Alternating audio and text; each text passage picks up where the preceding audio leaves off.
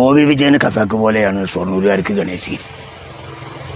ഒരുപക്ഷെ ഒ.വി. വിജയൻ ഈ പ്രദേശത്തെങ്ങാനുമാണ് ജനിച്ചിരുന്നത് എങ്കിൽ രണ്ടാമത് എഴുതേണ്ട നോവലാണ് ഖസാക്കിൻ്റെ ഇതിഹാസം. ആദ്യം എഴുതുക ഗണേശഗിരിയുടെ ഇതിഹാസമായിരിക്കും. കാരണം അത്രയേറെ സാമ്യമുണ്ട് ഇപ്പോൾ ഗണേശഗിരിക്കും ഖസാക്കിനും തമ്മിൽ. ഏതായാലും ഗണേശഗിരിയുടെ പുതിയ വിശേഷങ്ങളുമായി ഏവരെയും സ്വാഗതം ചെയ്യുന്നു. സ്വാതി പടായിലേക്ക് സ്വാഗതം. ഖസാക്കിലേക്ക് മിയാൻ ഷേഖ് വരുന്ന 1000 കുതിരകളുടെ അകമ്പടിയോടെ. ഷൊർണൂരിലേക്ക് വെള്ളക്കാരൻ വരുന്നത് 1000 കുതിരശക്തിയുള്ള നിരവധി ആവി വണ്ടികളുടെ സഹായത്തോടെ. ഇപ്പോൾ നമ്മൾ കണ്ടുകൊണ്ടിരിക്കുന്നത് കൂക്കു കൂക്കു തീവണ്ടികളുടെ കാളവേലയും പൂരവും വെടിക്കെട്ടും കഴിഞ്ഞ ഒരു പൂരപ്പറമ്പാണ്. എന്ന് പറഞ്ഞാൽ ഒരു മിനി ശവപ്പറമ്പ്. കരിപുരണ്ട ജീവിതങ്ങളുടെ കൊടുക്കൽ വാങ്ങലുകൾ, തൊഴിലാളികളുടെ അയലസകൾ, കരിവണ്ടികൾ, കരി ഇറക്കുന്നവർ, കരി കയറ്റുന്നവർ, അങ്ങനെ ശബ്ദമുഖരിതമായൊരു ഗണേശഗിരി. എല്ലാം നിശബ്ദമായിരിക്കുന്നു. എല്ലാം പൂർവാധികം നിശബ്ദമായിരിക്കുന്നു. ശാസ്ത്രത്തിൻ്റെ അനിവാര്യമായ മാറ്റത്തിലേക്ക് അതുവരെ ഉണ്ടായിരുന്ന വ്യവസായ യുഗം കൽക്കരി കൊണ്ട് മൗനം എന്നെഴുതി വച്ചതാവാം.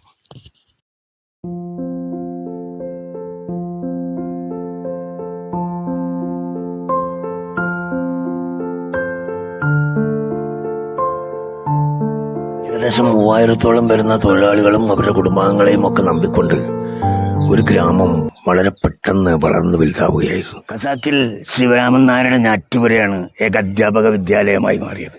അങ്ങനൊരു വിദ്യാലയം ഉണ്ടായിരുന്നു. ഗണേശഗിരിയിലും അങ്ങനൊരു വിദ്യാലയം ഉണ്ടായിരുന്നു. ശിവരാമൻ നായരുടെ ഞാറ്റുപുരയല്ല, കണ്ണ ടീച്ചറുടെ സ്കൂളിൽ നിന്നാണ് ഞങ്ങൾ വിളിച്ചിട്ടുണ്ടായിരുന്നു. Saint Antony's LP school. അവിടെ നിന്നാണ് ഞാൻ അക്ഷരം പഠിച്ചു തുടങ്ങുന്നത്. SK പൊറ്റക്കാടിൻ്റെ ഒരു ദേശത്തിൻ്റെ കഥയിൽ ഒരു സ്നേഹസംഭരണിയെക്കുറിച്ച് പറയുന്നുണ്ട്. അത്തരത്തിലൊരു സ്നേഹസംഭരണി ഞങ്ങളുടെ ഗണേശഗിരിയിലുമുണ്ട്. പുതിയ കടന്നുകയറ്റങ്ങളെ ചോദ്യം ചെയ്യാവുന്ന ഒരു തലമുറയായി ഇനിയിപ്പോൾ ഇവർ മാത്രമേ ഉള്ളെന്ന് തോന്നുന്നു. സർവം സാക്ഷിയായി ഒരു ഗണേശ ഭഗവാനും ഒരു മുത്തപ്പ ഭഗവാനും ഗണേശഗിരിയിലുണ്ട്. മുത്തപ്പ ഭഗവാൻ എന്തോ പണിത്തിരക്കിലാണ്. അതുകൊണ്ട് ആ അമ്പലം ഇപ്പോൾ ഷൂട്ട് ചെയ്യാൻ പറ്റുന്ന ഒരവസ്ഥയിലല്ല. ഗണേശ ഭഗവാൻ സ്വയംഭൂ ആണ് സങ്കല്പം. 2 ഉത്സവങ്ങളും പൂരങ്ങളായിരുന്നു. ഗണേശഗിരിക്കാരുടെ പൂരം. ഇതാണ് ചരിത്രപ്രസിദ്ധമായ ഞങ്ങളുടെ നെഹ്റു പാർക്ക്. പണ്ഡിറ്റ് ജവഹർലാൽ നെഹ്റു ഇവിടെ വന്ന് പ്രസംഗിച്ചിട്ടൊക്കെയുണ്ട്. ഞങ്ങളുടെ കുട്ടികളുടെ സ്വർഗമായിരുന്നു ഇവിടം. ഇതിപ്പോ നരകത്തിലേക്ക് തുറന്നു വെച്ച ഒരിടമായി മാറി. ഈ അമ്പല മൈതാനമായിരുന്നു ഞങ്ങളുടെ ഇന്റർനാഷണൽ സ്റ്റേഡിയം. കാൽപന്ത് മുതൽ ക്രിക്കറ്റ് വരേക്കും, നാടോടി നൃത്തം മുതൽ നാടകം വരേക്കും ഞങ്ങളിവിടെ പരീക്ഷിച്ചു. അത് റെയിൽവേയുടെ പ്രതാപ കാലഘട്ടമായിരുന്നു. ഷൊർണൂരിൻ്റെയും പ്രതാപ കാലഘട്ടമായിരുന്നു. ഷൊർണൂരിൽ അന്നില്ലാത്ത ഒന്നുമില്ല. തെക്കേ റോഡിൽ ഓട്ട് കമ്പനി, തീപ്പെട്ടി കമ്പനി, നെല്ലുകുത്ത് കമ്പനി, അങ്ങനെ ഇൻഡസ്ട്രിയൽ ഏരിയ വികസിച്ചു. പാലക്കാട്ട് ഇപ്പോൾ പ്രവർത്തിക്കുന്ന ഡിവിഷണൽ ഓഫീസ് പോലും ഷൊർണൂരിലാണ് ആദ്യം സ്ഥലം കണ്ടെത്തിയത്. പിന്നെ അന്നത്തെ ആരുടെയൊക്കെ കുത്തിത്തിരിപ്പോണ്ട് അതങ്ങോട്ട് വഴിമാറിപ്പോയി. പിന്നീട് ആ സ്ഥലം റെയിൽവേ ഇൻസ്റ്റിറ്റ്യൂട്ടായി. ഇൻസ്റ്റിറ്റ്യൂട്ട് എന്ന് പറഞ്ഞാൽ സാധാരണ ഇൻസ്റ്റിറ്റ്യൂട്ടല്ല, ബില്യാർഡ്സ് അടക്കം കളിക്കുന്ന വമ്പൻ ഇൻസ്റ്റിറ്റ്യൂട്ട്. നല്ല ഗംഭീരമായ ഒരു ലൈബ്രറി.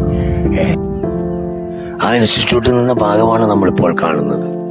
അതിൻ്റെ ഭാഗികമായ ഭാഗത്ത് ഒരു തപാൽ ഓഫീസ് പ്രവർത്തിച്ചു വരുന്നുണ്ട്. അതും ഇനി എത്ര കാലത്തേക്ക് എന്ന് പറയാൻ സാധ്യമല്ല. ഇത് ഭാരതപ്പുഴയുടെ തീരത്ത് റെയിൽവേ തന്നെ സ്ഥാപിച്ച ഒരു വാട്ടർ സപ്ലൈ സ്കീമാണ്.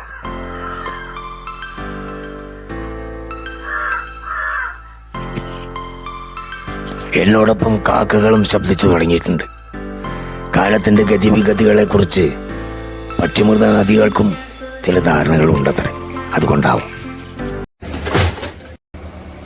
കുന്നിടിച്ചു നിരത്തുന്ന യന്ത്രമേ, മണ്ണ് മാന്തിയെടുക്കുന്ന യന്ത്രമേ, പന്ത് പോലൊന്ന് കിട്ടിയാൽ നിർത്തണേ, ഒന്ന് കൂക്കി വിളിച്ചറിയിക്കണേ, പണ്ട് ഞങ്ങൾ കുടിച്ചിട്ടതാണടോ പന്ത് കായ്ക്കും മരമായി വളരുവാൻ എന്ന മോഹനകൃഷ്ണൻ കാലടിയുടെ ഒരു കവിതയാണ് എനിക്കിപ്പോൾ ഓർമ്മ വരുന്നത്. ഇപ്പോൾ ഞാൻ ഷൂട്ട് ചെയ്ത ഈ ഗണേശഗിരിയും നിങ്ങൾക്കിനി കാണാൻ സാധ്യമല്ല. കാണെ അപ്രത്യക്ഷമായി കൊണ്ടിരിക്കുന്ന ഒരു നാടിൻ്റെ ശേഷിക്കുന്ന അടയാളങ്ങളാണ് ഞാൻ പകർത്താൻ ശ്രമിച്ചിരിക്കുന്നത്.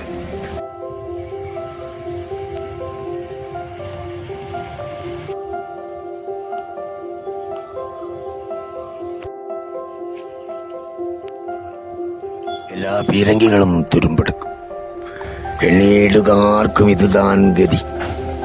സാധ്യമെന്ത് കണ്ണീരിനാൽ അവനി വാഴ്വ് കിനാവ് കഷ്ടം എന്ന് കുമാരനാശാൻ വീണഭൂവിൽ പറഞ്ഞ പോലൊരു ദേശം.